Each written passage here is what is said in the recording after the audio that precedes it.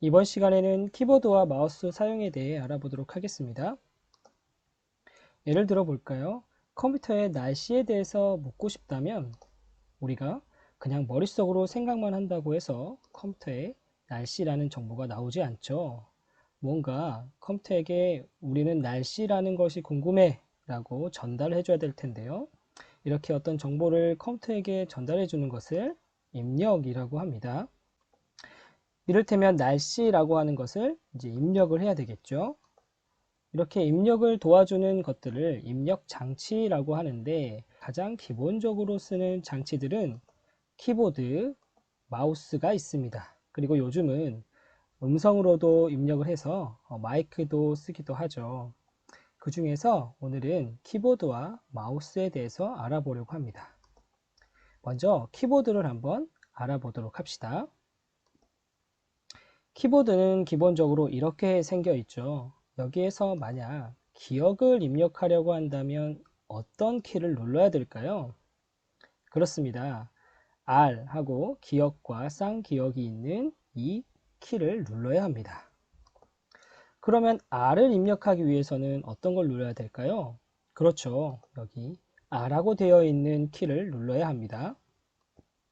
만약 눌렀는데 한글이 아닌 영어로 입력이 된다고 하면 여기 있는 한영 키를 눌러서 한글 모드로 바꿔줄 수 있어요.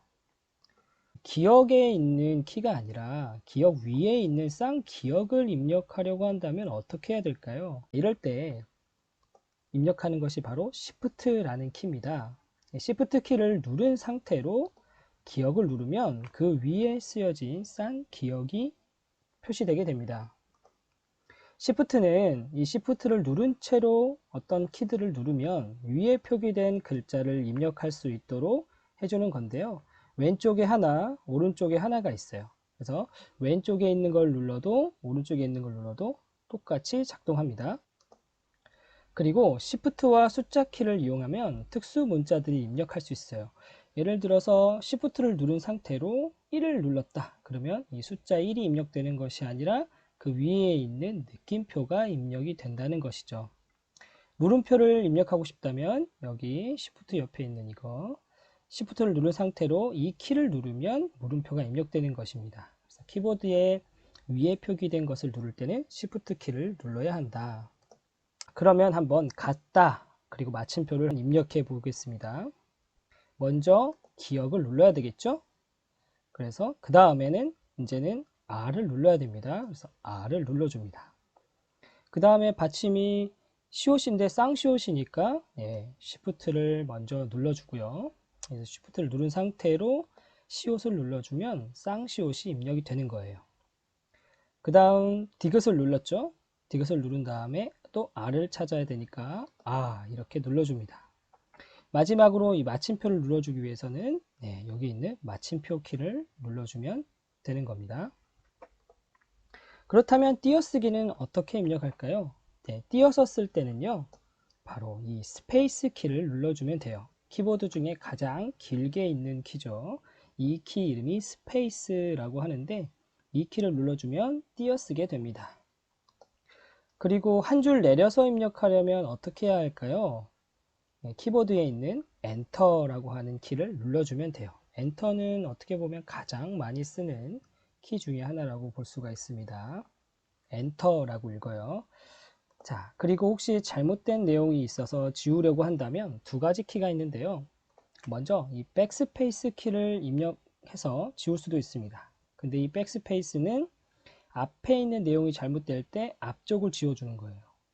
그런데 또 하나 키가 있는데 바로 옆에 있는 딜리트 키입니다.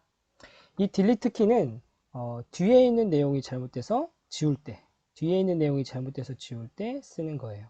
어쨌든 백스페이스 키와 딜리트 키를 이용해서 잘못된 내용을 지울 수 있다는 점 기억하면 되겠죠. 이번엔 마우스를 한번 알아보도록 하겠습니다. 마우스는 왼쪽으로 클릭하는 게 있고 오른쪽을 클릭하는 게 있습니다.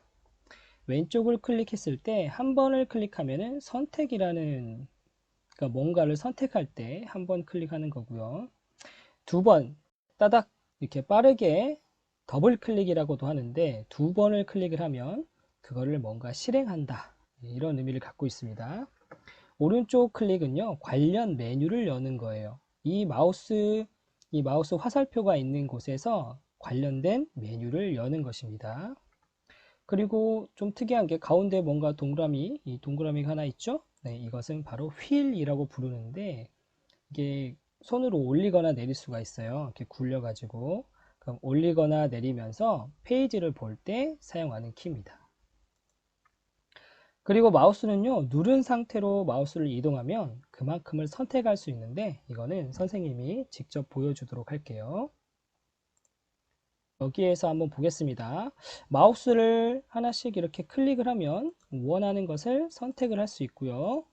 이렇게 원하는 곳에 가서 지우기도 하고 이렇게 수정을 할 수도 있습니다. 그리고 아까 말했듯이 마우스를 누른 상태로 이동을 하면 네, 이렇게 파란색이 칠해지는데요. 이거는 이만큼이 선택됐다는 뜻이에요.